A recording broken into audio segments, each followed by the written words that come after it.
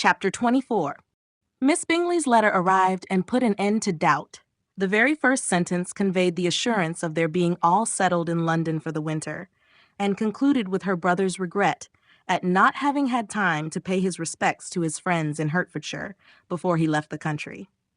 Hope was over, entirely over, and when Jane could attend to the rest of the letter, she found little except the professed affection of the writer that could give her any comfort. Miss Darcy's praise occupied the chief of it. Her many attractions were again dwelt on, and Caroline boasted joyfully of their increasing intimacy and ventured to predict the accomplishment of the wishes which had been unfolded in her former letter. She wrote also with great pleasure of her brother's being an inmate of Mr. Darcy's house, and mentioned with raptures some plans of the latter with regard to new furniture. Elizabeth, to whom Jane very soon communicated the chief of all this, heard it in silent indignation. Her heart was divided between concern for her sister and resentment against all others.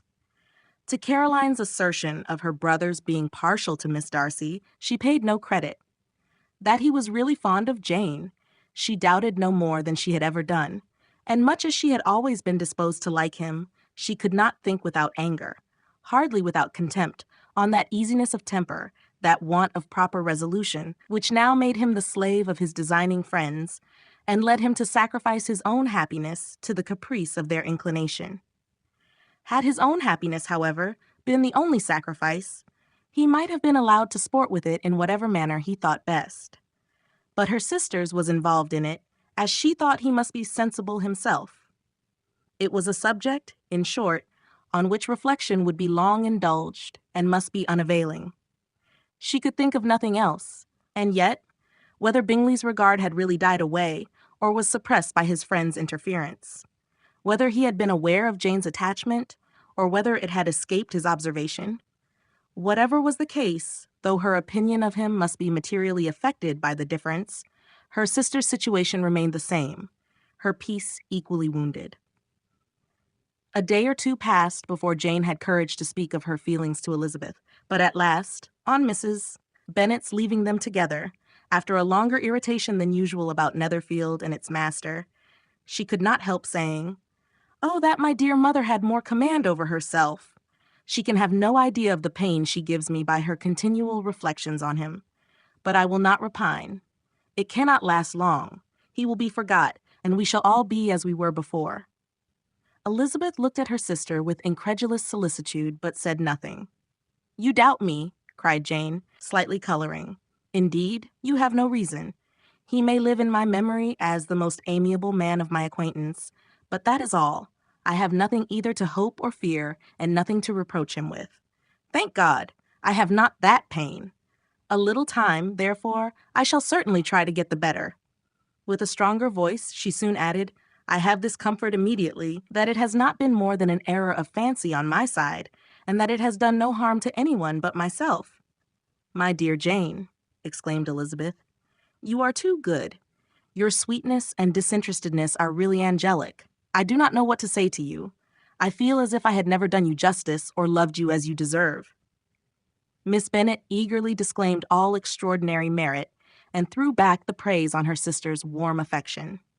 "Nay," said Elizabeth, "this is not fair. You wish to think all the world respectable, and are hurt if I speak ill of anybody. I only want to think you perfect, and you set yourself against it.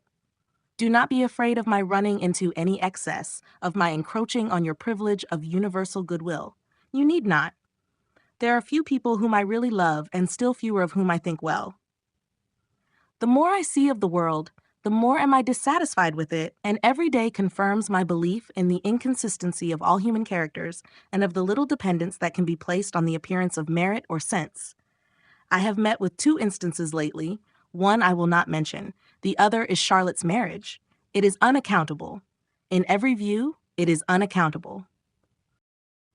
My dear Lizzie, do not give way to such feelings as these. They will ruin your happiness. You do not make allowance enough for difference of situation and temper. Consider Mr. Collins's respectability and Charlotte's steady, prudent character.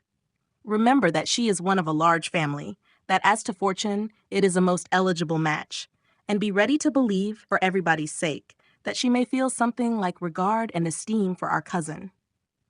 To oblige you, I would try to believe almost anything, but no one else could be benefited by such a belief as this. For were I persuaded that Charlotte had any regard for him, I should only think worse of her understanding than I now do of her heart. My dear Jane, Mr. Collins is a conceited, pompous, narrow-minded, silly man. You know he is, as well as I do, and you must feel, as well as I do, that the woman who married him cannot have a proper way of thinking. You shall not defend her, though it is Charlotte Lucas.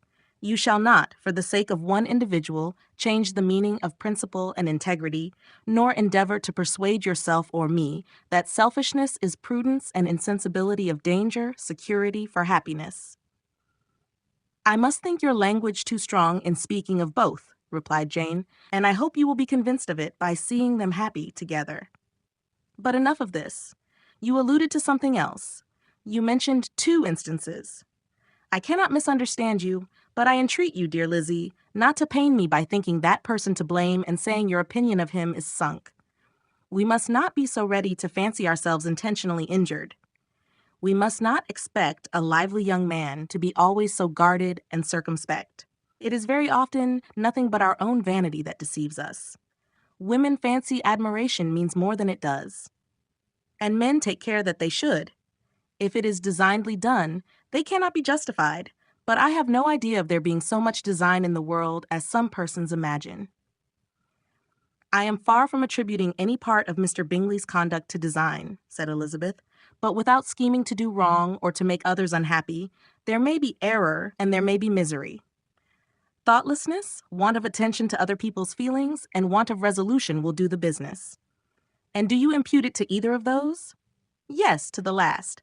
But if I go on, I shall displease you by saying what I think of persons you esteem. Stop me whilst you can. You persist, then, in supposing his sisters influence him? Yes, in conjunction with his friend.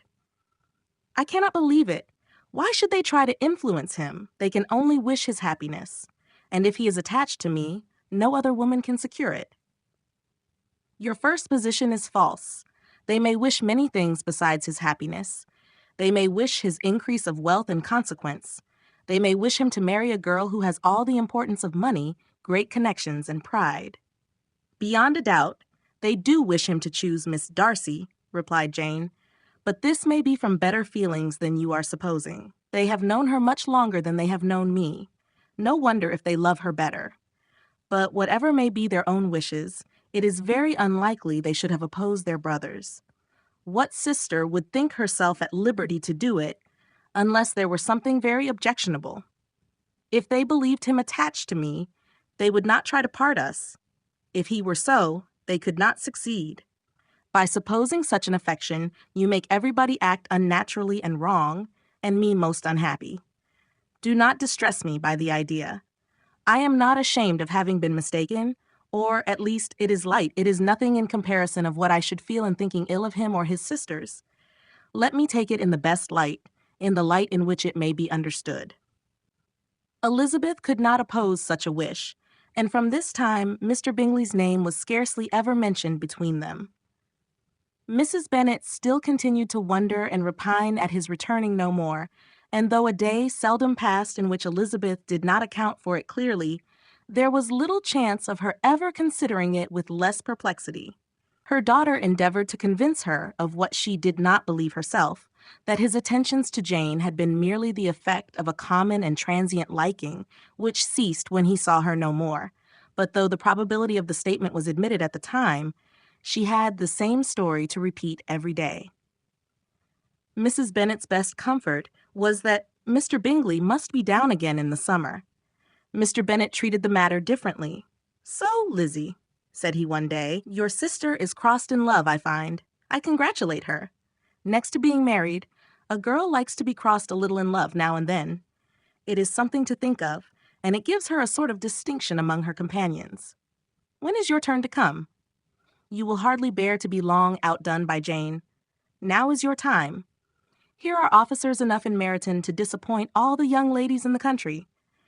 Let Wickham be your man. He is a pleasant fellow, and would jilt you creditably."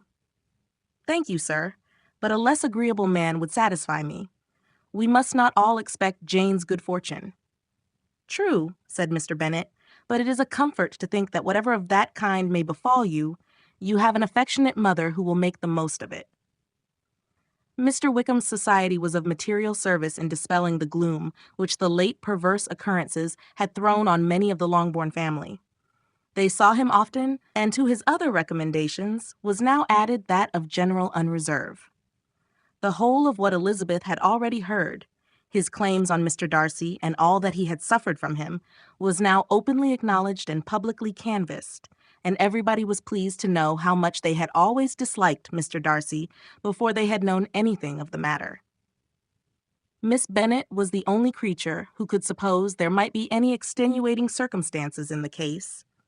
Unknown to the society of Hertfordshire, her mild and steady candor always pleaded for allowances and urged the possibility of mistakes, but by everybody else Mr. Darcy was condemned as the worst of men.